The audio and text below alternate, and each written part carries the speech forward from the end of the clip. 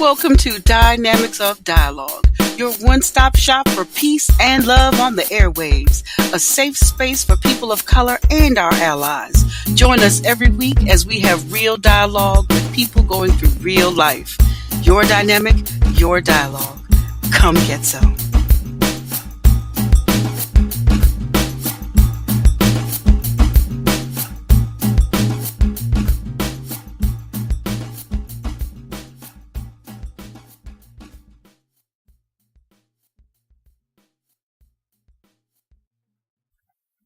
Hey everybody, welcome back to Dynamics of Dialogue. Thank you for being so patient with us while we were on break. I know I personally needed the rest, and I truly appreciate it. I am in the studio today with Lachea Farmer. Hello. Yes, she's been holding it down with me, and I appreciate that. These conversations are so important. Today's topic is Escaping Your Own Toxicity. This is part 2 of the discussion we had last. And just want to cover the overall themes of this conversation is going to be about the responsibility to yourself to walk away from unhealthy relationships, healing and forgiving yourself for what you feel, for the carrying the guilt of whatever has happened to you. Lots of people we carry guilt and shame because of either things that we've done or things that have been done to us. And we have to create that space to heal and forgive ourselves. And, recognizing, and then the last one is being willing to recognize certain patterns of thinking that lead to toxicity. So that's kind of the goal we want to go for today. And Lachea, you had something you wanted to share? Yes, I wanted to read an excerpt from one of our favorite books. It's The Language of Letting Go, and Ty did post a link in the Hangout for anyone who wants to see it. So definitely check that book out. We've been finding good thoughts in it. So today's thought is recovery is not done apart from our relationships. Recovery is done by learning to own our power and to take care of ourselves in relationships. And the meditation for today is today I will participate in my relationships to the best of my ability. I will make myself available for closeness and sharing with people I trust. I will ask for what I need and give what feels right. You talked about, what was that part? Taking care of yourself? It says own our power and to take care of ourselves in relationships. Right, taking care of ourselves in relationships. I think that is a really important thing. I know earlier, typically before we start the podcast, we have some discussion. And, earlier we kind of touched on a little bit of why it's such a struggle for us. And I would like to touch on those things because we need to know that it's okay. But if you just consider the African American experience, right? How we were brought here. I know everybody doesn't have the exact same experience, but the majority of us were brought here through transatlantic slave trade. So traditionally, from the time that we've set foot on this soil, we haven't been in positions where we've understood how to set boundaries for ourselves and to protect ourselves, because we're still struggling, against the larger societal challenges. So because that has been our legacy since we've been here, we struggle with teaching that to our children. Where are we going to practice it? Where it's difficult to practice it. So I just wanted to give that space, so that we can have that understanding, in order for us to be able to begin to heal from it. I know for me, I carried a lot of anger with men, and for you, Lachea, that anger was really with women, right? You were talking about earlier? I say that because when I started getting mad at men and seeing where it came from, I realized a lot of their negative beliefs were taught and reinforced by the women who raised them. Mm-hmm. Even in marriages, the whole idea that men are supposed to do this and women are supposed to do that. A lot of women reinforce that. Yeah. Even as I was a child, I was taught to cook and clean and, do woman things, household things. The woman is supposed to be in the house. It wasn't that the woman is supposed to go out and provide for herself. I was never taught that. Mm-hmm. I was taught that you could provide for yourself, but you need a partner to balance you out. So I was taught to seek a relationship outside of myself first. Which it should have been the other way around. Should have been the other way around. Should have been the other way around. Mm-hmm. So that led to a lot of resentment when I wasn't satisfied with my relationships. I ended up projecting that negative energy onto my partner when I wasn't receiving what I thought I should be receiving. Also, a lot of women don't ask for what they want and then get upset when they don't get it. So we hold men accountable when we don't explain what we need from them. And we hold them accountable for not. So say a lot of us believe men are supposed to pay bills and they're supposed to get our nails done and things like that. And not sure if that's necessary, but is it their responsibility to make sure your hair is done? Is it your boyfriend's responsibility to make sure you have the nicest clothes and the nicest car? So if you're dealing with a man who can't give you these things, you're upset with him, but you should be getting your own nails done. A lot of my problems with women and is how they contribute to toxicity because they haven't really dealt with their own. Right. And I can speak from my own perspective, but I see a lot of women hold resentment for past relationships and they bring it into new ones. Or we haven't done the internal work ourselves, but we want this perfect man. We haven't done the internal work to heal from things that have happened to us, but we want a man who is healed. We want a man who's able to deliver, even though we're not able to deliver. We just haven't done the work ourselves, and we hold men accountable for helping us do it. That's interesting, and I want to counter that with I can understand that, and that. Well, your anger that you've held with women, I think that's the same anger I have. But maybe just a little bit of different perspective, because I feel like if there's anybody on this whole planet that understands the unique experience that I have as a Black woman, it would be another Black woman. I know that we as women have a general experience, but as Black women, for me, I believe it is different in many ways, because pretty much we're marginalized on every continent there is. We have to be more supportive of each other. Yeah, right. But on the other hand, for me, I believe, and this is where my struggle is, and I'm going to counter myself as well. But my anger lay primarily with men because typically they're groomed to be that way. These women,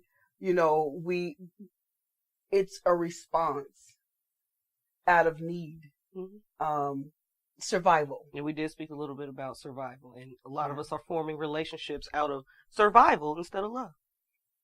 We're forming relationships because we got to pay bills, or we need somebody to watch the kids, or we're forming relationships.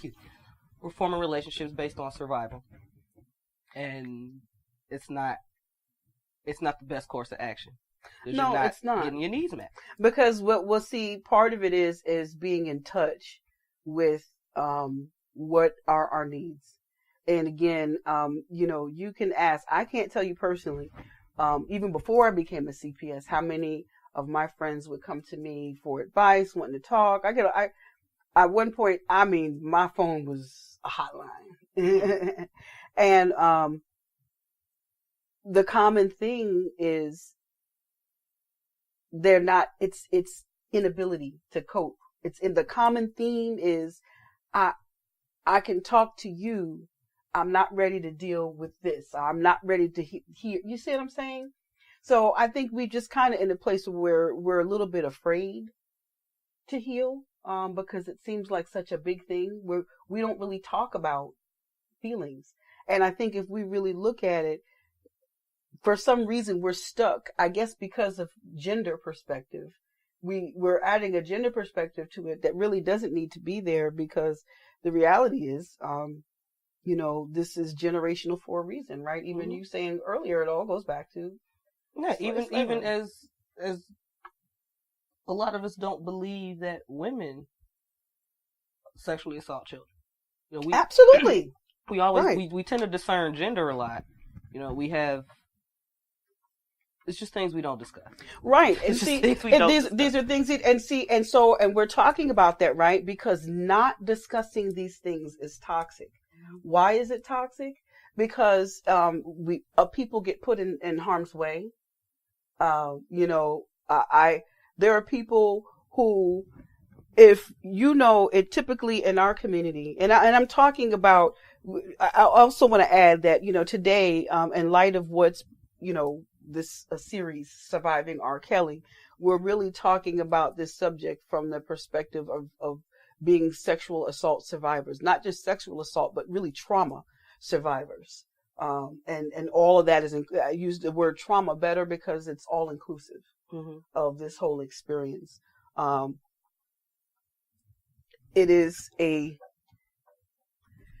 think it's important that we have to really re-examine how we look at it, right? So instead of going from gender, like we talked about, we need to unpack it as a culture. So, and show how it shows up, how this toxicity shows up in us as individuals. Because and we have to create this space so that we can begin the healing.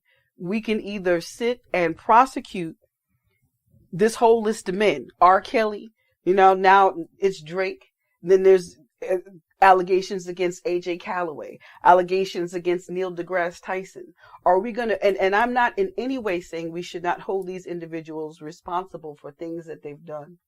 But now, do we stop and focus on these people as individuals and not to have the discussion about how these men are this way, because this is culturally accepted. This is way bigger than that. And I think we have to pack it from that level in order to really, truly understand and then make space for it to be okay, to have the conversation, because that's the only way we're going to be able to make the change, is to have the conversation. And there was a point that you had in, well, before that, a lot of the conversations I had been seeing about R. Kelly were toxic. They were talking about killing him, like, this is all, I understand you're angry, but this is still negative. They're talking about burning him, all these things. And the documentary first starts with an explanation of, it was an interview that he did in 2012 where he explained that he was sexually assaulted between age 7 and age 14. Now, this is in no way to make excuse for his behavior, because, you don't, it's sexually assaulting someone is a choice. And this is by his sister. Yes. And everyone who is sexually assaulted as a child does not end up that way. No. But we know he did not go to therapy. And his behavior was enabled by a team of people around him. He had a system. He worked a system around this abuse. Once again, this is all in the documentary. He never was charged with any of this. But based on the documentary, he was able to orchestrate a system around his abuse that would not have been able to be successful had one person said, "I'm not doing this," in minutes. It was able to go on so long because he even had, once he got the women, and there was a woman who on the series admitted, "I recruited girls for him." And it's I'm glad. I want to say thank you for being transparent on this show with me, because I know I'm extremely transparent, and I know that's not something for the faint-hearted.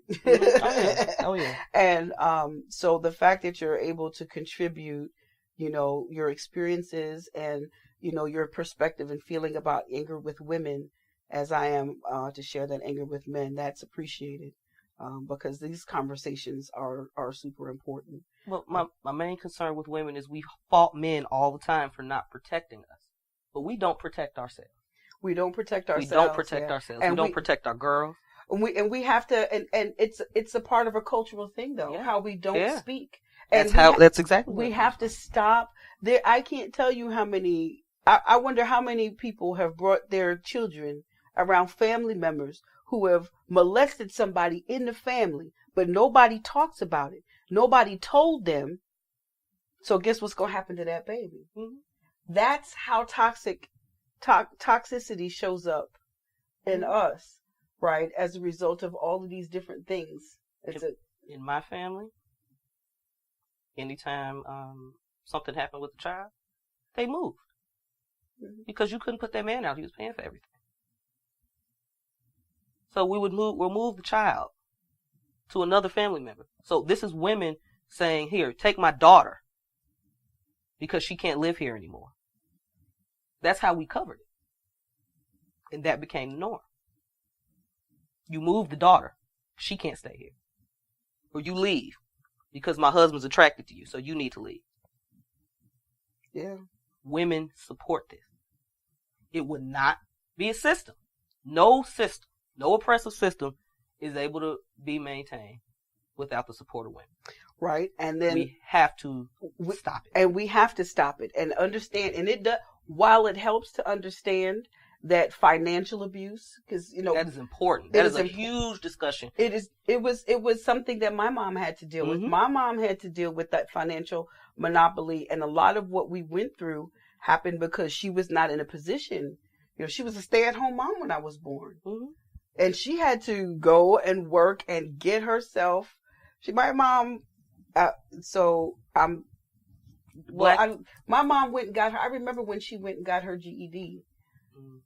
And she was one of the first, she made history. She was one of the first to go to X-ray tech school, first black women to graduate from X-ray tech school in Elizabeth at Elizabeth General Hospital. So this was like this drive she had.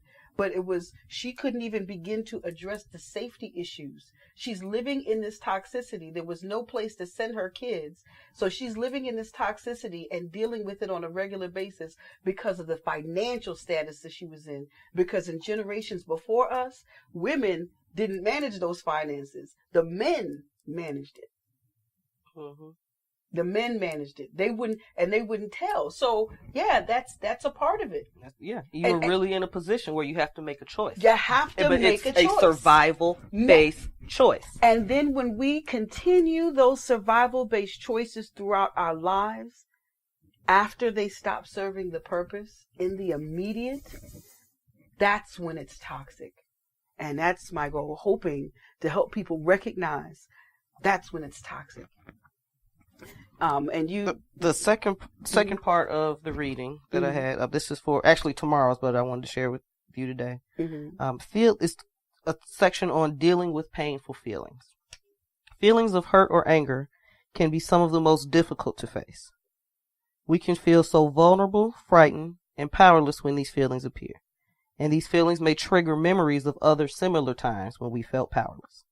Sometimes, to gain a sense of control, we may punish the people around us, whether they are the people we blame for these feelings or innocent bystanders. We may try to get even, or we may manipulate behind people's backs to gain a sense of power over the situation. These actions may give us a temporary feeling of satisfaction, but they only postpone facing our pain. Wow. And you're right. That is an experience that I know for me, and I'll take this moment to share. I'm pretty transparent. So everyone knows. Well, most of our listeners know that I'm a survivor of generational trauma. I know for me, my personal experience lasted for about 8 years. So you're talking about 8 years of repeated trauma. And this is physical, sexual, emotional, psychological, on all levels for 8 years of my life while I'm in development. Started when I was about 6 years old. So imagine what type of mechanisms a 6-year-old had to develop. I'll tell you one of the things that I used to do is at night, I became a fan of teddy bears, and I would just collect them. Mommy, can you get me more teddy bears? Can I get more teddy bears? My brother, when he got a job, I wanted him to get me teddy bears. And what I would do is at night when I would go to sleep, I would take all my teddy bears and line them up around me. So I would feel a teddy bear move when someone came to me in the middle of the night. That was my little alarm system that let me know that something was going to happen. That was the most that I could do, was to at least get a little forewarning. There are ways. Now, how did that, as a child, I'm doing this at 6, 7 years old. And as a child, how do we come out of these places where we say, you know what? Now, I know that's difficult for some people to hear. But, again, I don't believe that my story exists for me to just live with this and, knowing that it's on the scale that it is. The issue is in such wide proportion, so many of us, not just women, that we have to, right, create a space to have these conversations. So, those things happen. And now imagine me thinking that way as a 6-year-old. I've been thinking about strategizing ways to protect myself from some man, from some male presence from the time that I'm 6. So although it did create an analytical thinker, I spent 25 some odd years in IT, being really great, at what I did as a business. I left being a business analyst on a process engineering team, working on my Six Sigma. Well, I got my Six Sigma green belt, and working towards my IDLE certification. I'm a great analytical thinker. I was top in what I did in application support, and I was a very sought out person because I was so analytical. I developed a strength because of that toxicity, because of what was happening to me, right? This abuse.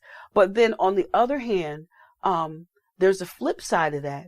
The flip side of that became anxiety and overthinking. And the anxiety shows up as toxicity in our lives. And we don't recognize that it's toxic, because anxiety really is either two ways. Lots of people think that anxiety is only what you're afraid of the future. It's not just that. People who have been through trauma, your anxiety is, I'm determined that's never going to happen to me again. You can't tell somebody stop worrying unnecessarily who's been through some heavy stuff, because it's not unnecessary, and they've already been through it. It's self-defense. It's self-defense. They've already survived it. They know it can happen, and they know it can happen from the people that they trust the most. So that's why they're like not trying to hear you, so but all of those responses show up in us in very toxic ways in how we have our relationships, because we're not really coping with those feelings, because they're difficult, it's murky, it's painful. We have to create this safe space. And you were talking about finding a balance. Yeah, I wanted to read a little more, another excerpt from this, The Language of Letting Go. This is a great book. You all need to get this book. But emotional pain does not have to devastate us.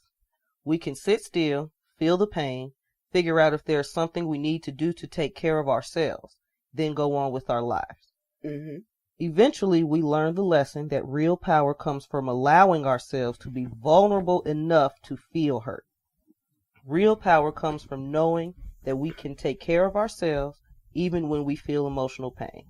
Real power comes when we stop holding others responsible for our pain and we take responsibility for all our feelings. Yes. And see, part of that, I'm sorry, the rest of the meditation. Mm-hmm. Today, I will surrender to my feelings, even the emotionally painful ones. Instead of acting in haste or attempting to punish someone, I will be vulnerable enough to feel my feelings. And so vulnerability. Now, I'm so grateful that you chose that piece to share, because again, these are big feelings, right? It's heavy. It's a lot. It can be really devastating to revisit. It was devastating when it happened, so it can be devastating to revisit. But I got to tell you, I spent my life avoiding that,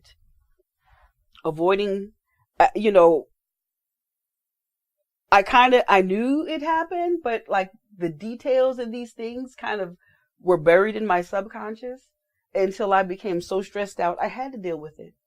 And even though it's been a journey, it's been a long journey. I didn't really begin to heal until until I learned how to get in touch with my feelings. Being traumatized causes you to detach from your feelings because it's overwhelming. I wrote this book, my first book, Mindfunk Times 21, back in 2011, January of 2011. I have been in therapy since 2007. Yeah, since 2007, pretty consistently. Pretty consistently since 2007. And it's taken me this long just to get to the place of healing enough to be able to share this book. I'm going to republish it.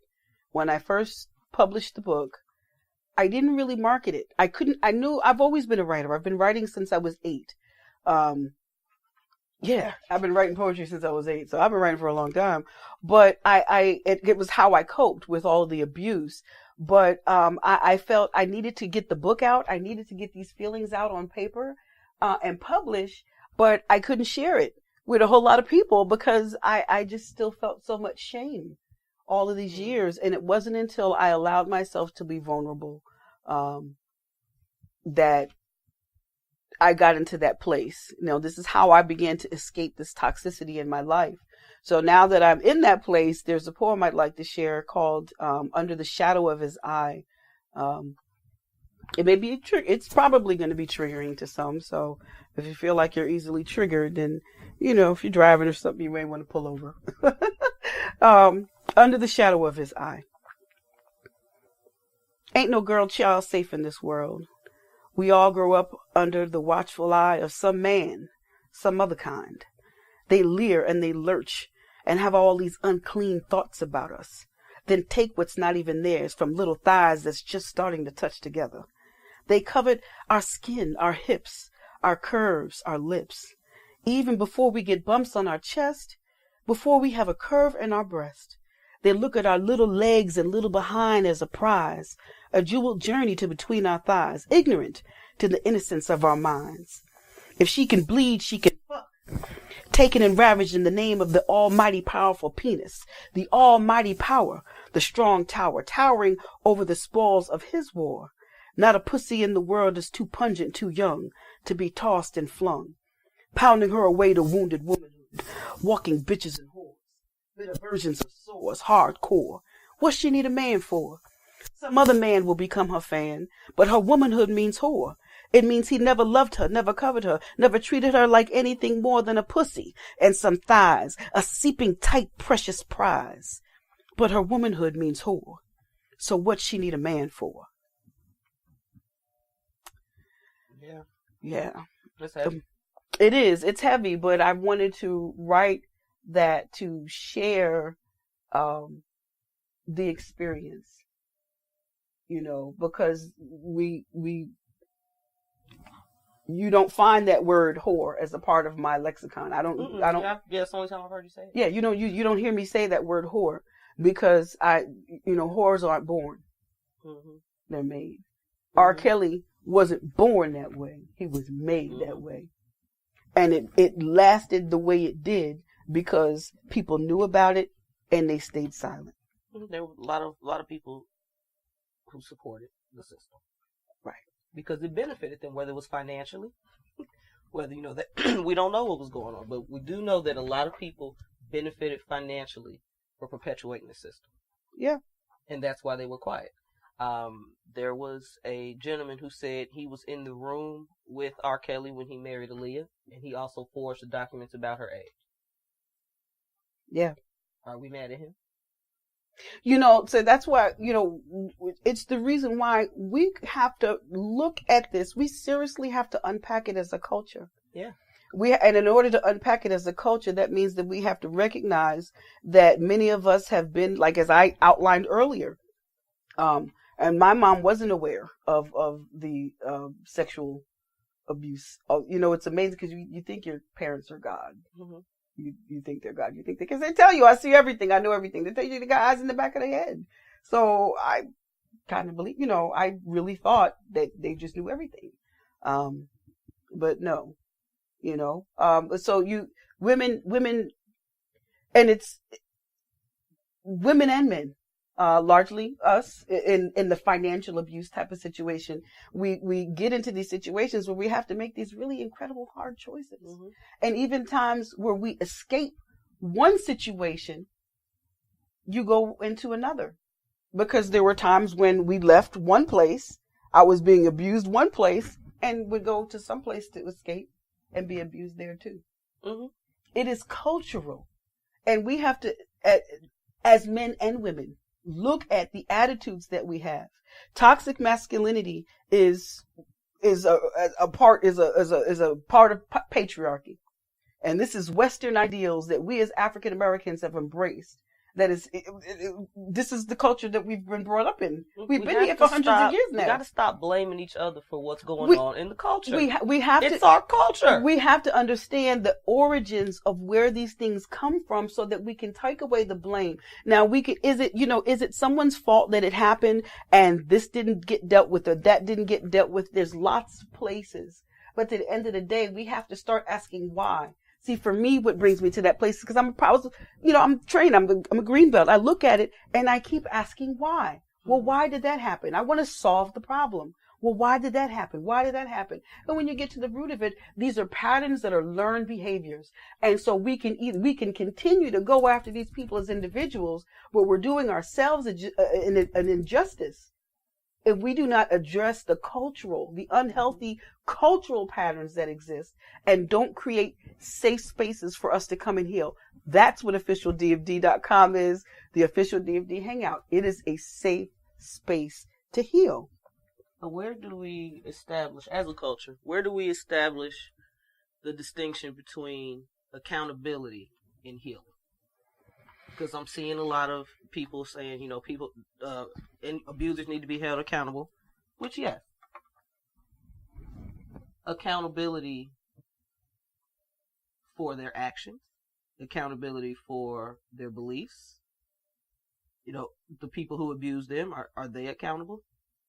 Where do we find that intersection of it's time to heal and it's time to punish? It's difficult. Because definitely punishment is in order when a crime has been committed. Mm-hmm. That's just all there is to it. And it's unfortunate, but, then again, it gets into some bleak, not bleak, but, some pretty, gray areas. Like, say for example, you have a situation where there's one child that is molesting another child, and the parent finds out. Mm-hmm. You put your child in jail? Right. So now, but, so understanding, there are some ways, in some places, I would imagine that is exactly what would happen. The child would go through a juvenile justice system or whatever have you. Or we can ask why did this little boy molest this little girl? Why did this little girl molest this little boy? Because it's not something that kids just do, and it's so, and I say that because if we're looking at recovery, right, this huge mental health recovery movement that goes on, and and for people that have been through addiction, right, there's diversion for that. So everybody that's an addict that commits a crime doesn't have to immediately go to jail under a recovery program. You have other opportunities to go get help. That's reformative. Mm-hmm. And in these cases, I think it benefits society as a whole to take reformative management. Punishment is not going to change a sex offender. No. They go into jail and they're still a sex offender. They're doing it in jail, spreading AIDS, and then they come out and still do it. Yeah, the criminal justice system does not leave room for healing. It's not going to stop it. So although I know, it is this person there, they should be, there's cases where these things are brutal and it should be, but in a case, I do happen to know the child was able to get help. Both children were able to get help. Mm-hmm. And there was no So we have to create this space now. Now, I think the point of deciding this, I think it's a gray area. But I think something that's helpful to that conversation is where that person is. R. Kelly very much views himself as a victim. Mm-hmm. So he's not owning this. And if you listen to I Admit It, have you ever listened to that 19-minute soliloquy? He said he owned a lot of things, mm-hmm. but at the end of it, you could tell he did not feel like he was responsible for anything, and he was a victim of his life. Right. Now see, that was the tone. And now see, here's the difference. To me, I think there comes a place where you're going to need to be taken away from the streets, and you do, because I'm a survivor of sexual trauma, generational trauma. It happened by more than one person. It happened over a period of years by more than one person. I have never been sexually abusive to another soul in my life. So why, mm-hmm. We can't. It's a choice. It's a choice. It's a choice. It is a choice. We cannot come up and just say that this is, it's a choice. It is, we have to, so we have to create that space to have these conversations, and I know you had brought that point up earlier about finding balance between helping ourselves and helping our partners heal. But I think ultimately we each have our individual responsibility to ourselves, because healing is a journey that you can do together. Mm-hmm. But I can't heal you if you're not willing to do the work. I can't heal you at all. Mm. I can be a part of your process, a part of your journey. But doing the work for healing and escaping your toxicity means that you have to confront things and acknowledge it. And own how you feel about it. And own how you feel about it and sit with those feelings. We are so prone to not talking about feelings. And I get it, right? Post-traumatic slave syndrome. We process things by using this self-pressure to just motivate, keep going. I don't have time to deal with this. Mm-hmm. I can't tell you how many of my friends tell me I ain't got time to deal with it. But I'm not a therapist. Mm-hmm. Oh, it'll come back and find you. It'll come back and find you. As long as you put it off, it'll come back and find you. It'll come back and find you. I'm not a therapist, but it will come back and find you. I'm not the one that can, I can lead you to the water. So it is a process. We have to learn how to deal with those feelings without taking any action at all. We got to stop blaming other people for the way we feel. Right. And what they've done. And it's okay to say that something is, and if somebody did something to you, I think it's okay to say, listen, this person did this to me. And it did make me feel powerless,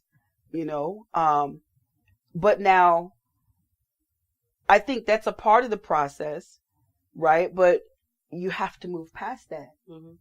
because healing isn't really just for the other person. That other person is living their life. Yeah, it's for you. It's for you. It's for you. And so I to put this in perspective, people are always, the conversation about Black women, 5 years ago, you could go to mainstream media and the conversation about Black women was why we're not married. Why we don't have men, why we don't have this, what we don't do right. And now the conversation is about what we've been through, because we're talking about it and we're willing to heal. We're willing to write. We're willing to share those stories. And we're willing to share those stories.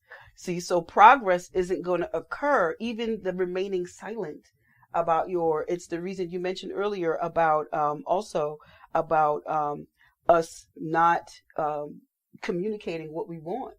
Mm-hmm. Because we're so out of touch with our feelings, because we're in survival mode. We're afraid to ask what we want. We're afraid mm-hmm. to go get what we want. We don't think we deserve what we want. Right. We talk ourselves out of things we deserve. Mm-hmm. We understand when someone can't meet our needs. Mm-hmm. We don't necessarily meet our own first, or we worry about taking care of all the people surrounding us, taking care of their needs. Mm-hmm. All the kids, the dog and the cat and the husband, making sure they eat first. Mm-hmm. That's what we do. Mm-hmm. That's what we do. Then we hold other people accountable for not taking care of us. And that's when we become toxic. And that is when it comes out as angry rants and paragraphs on Facebook. Right. That I have to scroll by. And that is what codependency is. And that's why we've been sharing this content with you, from this book, The Language of Letting Go, about that. Like we're literally blocking ourselves from being happy, suffering from relationships that happened 15 years ago. And we're blaming this partner for how we feel about them today. Right, but it's because we're stuck. See, and I think one of the reasons why we do that is because when people go through traumatic situations, first of all, people think of trauma. They think of something physical or they think of something sexual. Yes, we're not thinking about emotional abuse and we're not thinking about financial abuse. Thank you. Those are two areas that we don't think about. And they kind of go hand in hand. They all go hand. All of those things. For the success of the other abuse. When you look at people like domestic violence, why women don't leave those relationships because it's so dangerous for them to leave. Lots of them are struggling with that because of the financial abuse. They don't have the option to just pick up and go anywhere. And the toxic things that I hear women say about other women trying to get out of these things bother me. Yeah. I did community service at a shelter. All we did was do their hair. And these women were sharing some of the most amazing stories of how they escaped their abusive situation. One woman told me that she left 45 minutes on foot with her child, but she wasn't able to get an ID because she didn't have enough money to go buy an ID. Oh, jeez. So she wasn't able to get a job. So she wasn't able to provide after she left. She couldn't go home and get any money. And she had to go back home. And that's the way it happens.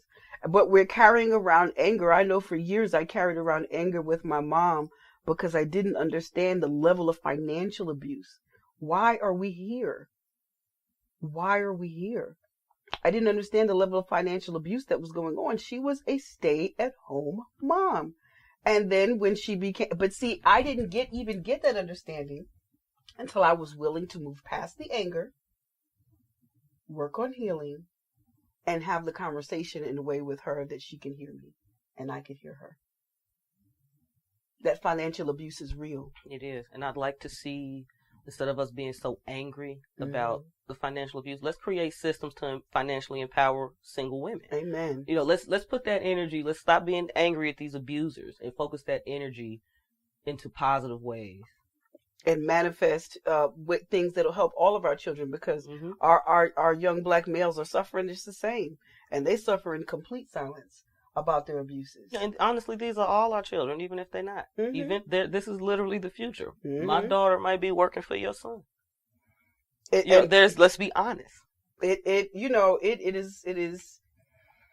And this toxicity is cultural. It is cultural. It is cultural. We are literally hanging on to feelings from our forefathers and grandmothers. Yeah, because this is what they're passing down. Exactly. We're as African American people, we are oral tradition. We don't have to write everything down. That's in our bloodline. We are griots. We pass our tradition down, our history down orally. If we've been learning toxicity.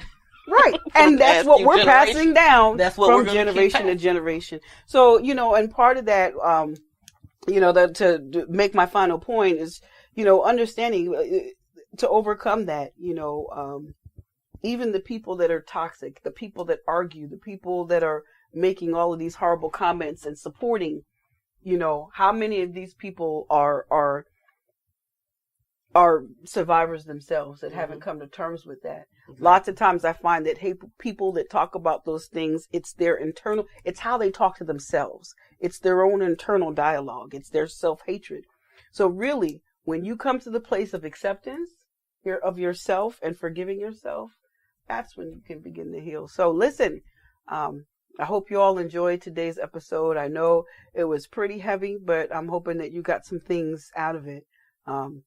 It's just really heavy on me to share this in light of, what's been happening in the media with R. Kelly. I have not watched the documentary yet. I will, because I know I need my space. I'm absorbing the energy of the new year right now. That's what my energy is. So that's what I'm doing. Any parting words, Lachea? No, you all have a wonderful week. Definitely check out that book. Link to the book is in the Hangout, The Language of Letting Go, Daily Meditations on Codependency. Okay. Alrighty, well, thank you again for joining us. Remember, self-care. I'm going to encourage you. Rebel Queen is encouraging you to engage in some self-care if you have been negatively impacted by some of the comments in this episode. Be well, y'all. Thank you for listening. We hope you enjoyed our show. Tune in every Sunday at 3 p.m. at officialdfd.com. Follow us on social media at officialdfd. Your dynamic, your dialogue. Come get some.